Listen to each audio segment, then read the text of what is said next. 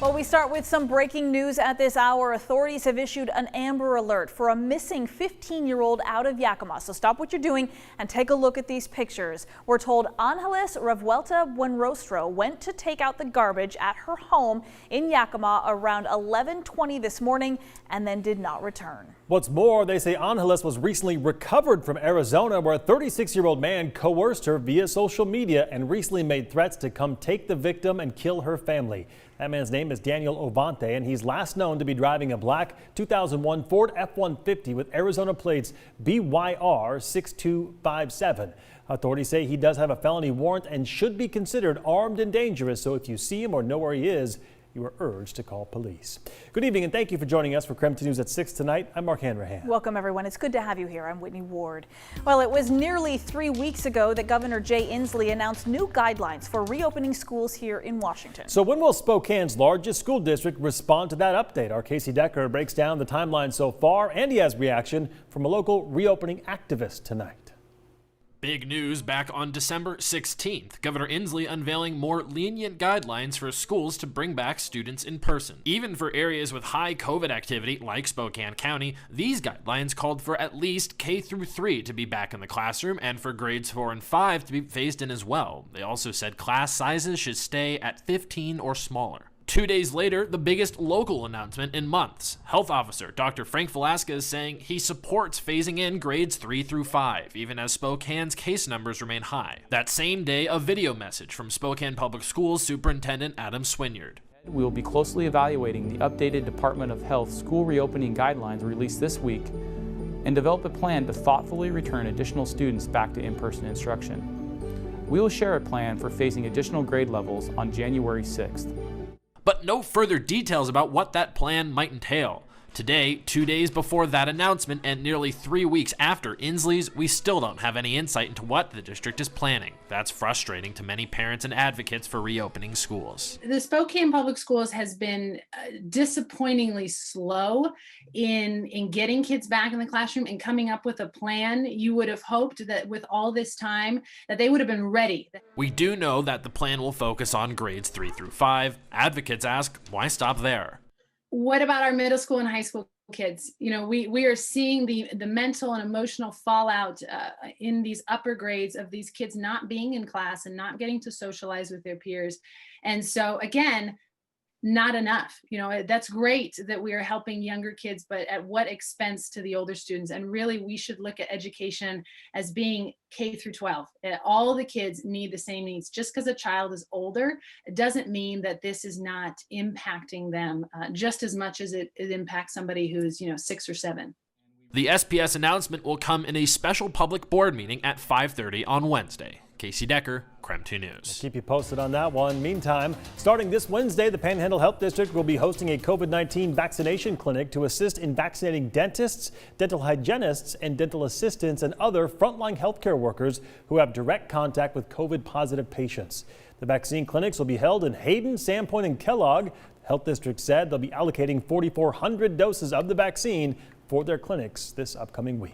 And starting today, Spokane County's first responders will be vaccinated against COVID-19. There's a drive-through clinic set up at the Fire Training Center. Over the next 10 days, about 3,000 first responders in the county are expected to get the vaccine. KREM 2's Amanda Rowley joins us live from there tonight.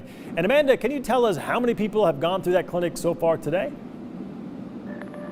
Well, Mark, at this hour, about 144 first responders have been vaccinated with the Moderna vaccine through this drive-through clinic. Now, this is closed to the public, so when I say first responders, that means those firefighters, paramedics, ambulance, and some EMS-trained law enforcement. Now, the Health District and EMS Council are pretty proud and confident with this system as things have been running pretty smoothly here today. Now, I do want to point out, once a patient gets their COVID-19 vaccine here, they do not just drive off. With the Moderna vaccine, the patient is required to stay on site for about 15 to 30 minutes in case they show any symptoms. So far, the Health District is not aware of anyone showing symptoms. Now, today I talked to a paramedic with Spokane County Fire District 8 who is now vaccinated against the virus. He told me throughout the pandemic, his first thought would be, when he get to respond to a call is, am I protected enough?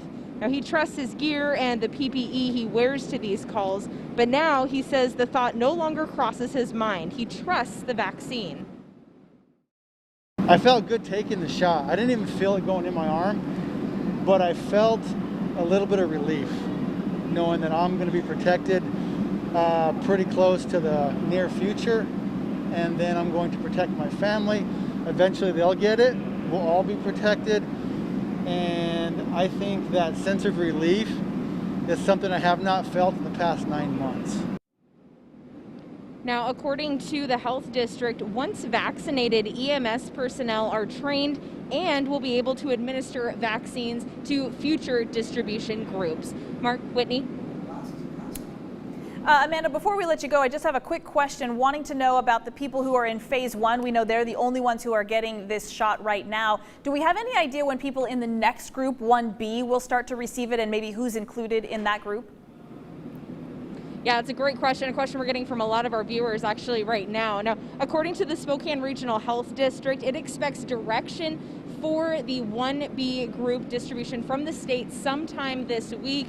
Then we expect to hopefully get a timeline on that distribution. Now, those who qualify for Group 1B may include people with an illness that makes them high risk for the virus, such as cancer or heart failure. I did just learn within the last hour here from the Washington Department of Health, it's estimating the first tier of Group 1A, which is what we are currently under right now, will expect it to be vaccinated by the end of this month. Again, that also does depend on the availability of the vaccination per county. Reporting in Spokane tonight, Amanda Rowley, KREM 2 News. I can't even imagine why. I mean, I know there are people who feel that way, but I can't feel that way. You know, I just can't even understand where they're coming from. So that is a resident of Touchmark, a senior living facility, who says he just doesn't understand people who don't want to take this COVID vaccine. In fact, he says we're lucky here in America to have them. The CDC says 8 out of 10 COVID-19 deaths reported in the U.S. have been in individuals older than 65 years old. KREM 2's Morgan Trow spoke with staffers at that facility where 100 residents and staff members have been vaccinated so far. The coronavirus vaccine is going to those most vulnerable first: retirement homes and assisted living facilities. 91 years, 10 different homes across the world, and a lifetime of wisdom. Why in the hell would you not want to get one? I can't even conceptualize why people are afraid of vaccinations. Jack Gurian has seen it all: war, famine, plagues. He says his history of working in the Foreign Service State Department showed him how lucky Americans are. To me, especially when I lived and worked, you know, in places like India and Pakistan, where vaccinations save the lives of thousands, not millions of people, so you get a very different perspective.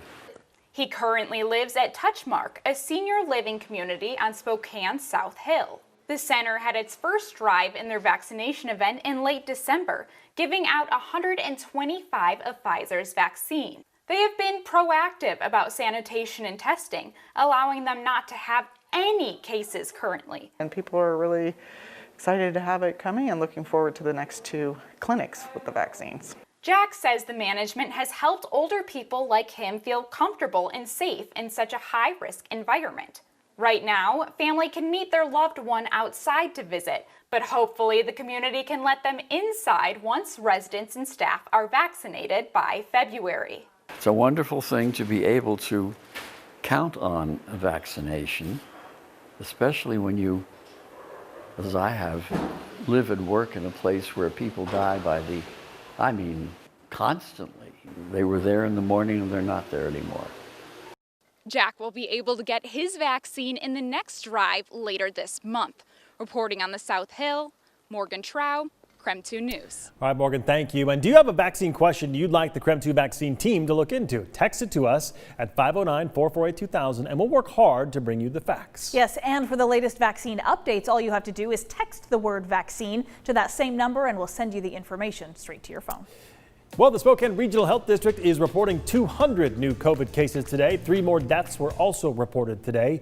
Since the pandemic began, there have been 27,562 coronavirus cases in Spokane County. Currently, 112 people are in our local hospitals being treated for COVID-19. And as we take a look at the numbers over in North Idaho tonight, the Panhandle Health District is reporting 545 new coronavirus cases since Thursday, as well as 3 new deaths. Currently, 87 people are hospitalized in the Panhandle.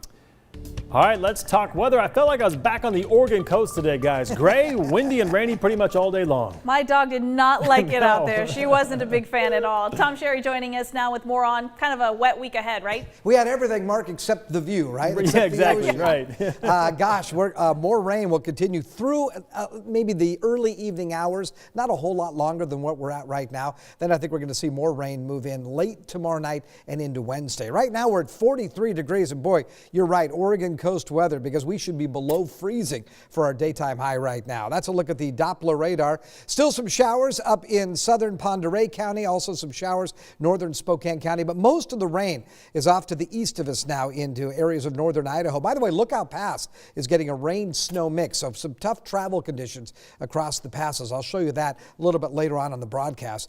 We'll look for mostly cloudy skies overnight. Black ice could set up as we drop down below freezing, and then partly cloudy and dry on your Tuesday. Look for a daytime high of 41. For the weekend, it looks like this. Mostly cloudy skies, highs in the upper 30s, overnight lows in the upper 20s. I'll check the rest of your details coming up in a few minutes. All right, Tom, thank you very much. The NCAA announced today all 67 men's basketball tournament games, including the Final Four, will all be played entirely in Indiana. Those games will be played in multiple locations around the state. And of course, this is just in an attempt to keep the event from being called off for a second year because of the coronavirus. Championship weekend is still scheduled right now for April 3rd and April 5th, but preliminary round dates haven't been determined yet. Also, side note, the next time we know that March Madness games will be held here in Spokane isn't until 2024.